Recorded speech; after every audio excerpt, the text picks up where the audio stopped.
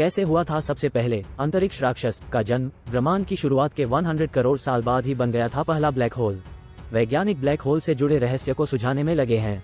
अब शोधकर्ताओं ने हमारे ब्रह्मांड के सबसे पुराने ब्लैक होल में से एक का अध्ययन किया है। इसके बनने की प्रक्रिया को देखकर वैज्ञानिक हैरान रह गए हैं। वैज्ञानिकों ने पता लगाया है कि अंतरिक्ष की शुरुआत में अस्थिर गैसों के कारण ये बने हैं। हमारा ब्रह्मांड रहस्यों से भरा हुआ है। इस संसार में तरह तरह के रहस्य हैं जिन्हें सुझाने की वैज्ञानिक कोशिश कर रहे हैं। उन्हीं में से एक रहस्य ब्लैक होल भी है। वैज्ञानिकों ने अब इससे जुड़ी एक नई खोज की है। इस खोज में वैज्ञानिकों ने पृथ्वी से 1300 करोड़ प्रकाश वर्ष दूर सबसे पुराने ब्लैक होल में से एक का अध्ययन किया है और उन्होंने उसके बनने की प्रक्रिया को समझा है। ये एक क्वासर है जो चमकदार ब्लैक होल होता है। क्वासर की सर्वमान्य परिभाषा के अनुसार क्वासर अत्यधिक द्रव्यमान वाले अत्यंत दूरस्थ पिंड है जो असाधारण रूप में अत्यधिक मात्रा में ऊर्जा उत्सर्जन करते हैं। दूरबीन से देखने पर क्वासर किसी तारे की छवि के जैसे दिखाई देता है, लेकिन वह तारकीय गतिविधियों की बजाय शक्तिशाली रेडियो तरंगों के स्रोत होते हैं। इसी कारण से उन्हें क्वासी स्टेलर रेडियो सोर्स नाम दिया गया, जिसका अर्थ है तारे के जैसा रेडियो स्रोत। ये अत्यधिक दीप्तिमान पिंड होते हैं और कभी कभी इतने अधिक दीप्तिमान होते हैं कि वे अपनी आकाशगंगा से भी अधिक चमकदार दिखाई देते हैं।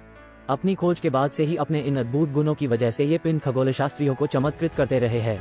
सबसे खास बात यह है कि ये क्वासर बिग बैंग के लगभग 100 करोड़ साल बाद ही बन गए थे। ये इतनी जल्दी कैसे बने, इसका रहस्य खगोल भौतिकविदों की एक टीम ने सुझल लिया है। टीम ने पाया कि पहला क्वासर प्राकृतिक रूप से शुरुआती ब्रह्मांड में दुर्लभ गैसों और अशांत परिस्थितियों के कारण बने। सुपरकंप्यूटर सिमुलेशन के जरिए समय में पीछे देखने पर पता चला कि ठंडे और शक्तिशाली गैसों के जंक्शन के चलते क्वासर बने थे। यही गैसें तारों में सिमट गई। अरबों प्रकाश वर्ष पहले इस तरह के दर्जन भर ही तारे थे। जब ये पैदा हुए तो इनका द्रव्यमान हमारे सूर्य से 1 लाख गुना से ज्यादा था। अभी तक जितने भी ब्लैक होल देखे गए हैं उनमें आमतौर पर केवल 10 से 100 सौर द्रव्यमान होते हैं, और जब बड़े तारे मर जाते हैं तो ये बनते हैं।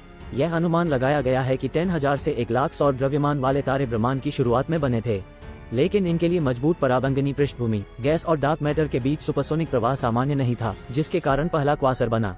पोर्ट्समाउथ यूनिवर्सिटी के डॉक्टर डैनियल वेलन ने इस टीम को लीड किया। टीम ने कहा, हम इन सितारों को पृथ्वी पर डायनासोर की तरह समझते हैं। वे आकार में बहुत बड़े और विशाल थे, लेकिन फिर भी उनका जीवन छोटा था। डॉक्टर डैनियल ने आगे कहा कि ये खोज आकर्षक है क्योंकि इसने ब्रह्मांड में पहले सुपरमैसिव ब्लैक होल की उत्पत्ति पर 20 साल के विचार को बदल दिया। आज हम सबसे विशाल आकाशगंगाओं के केंद्रों में सुपरमैसिव ब्लैक होल पाते हैं, जो सूर्य के द्रव्यमान से लाखों या अरबों गुना हो सकता है। लेकिन 2003 में हमने प्रारंभिक ब्रह्मांड के क्वासर खोजने शुरू किए। किसी को समझ नहीं आया कि आखिर वह इतनी शुरुआत में कैसे बने।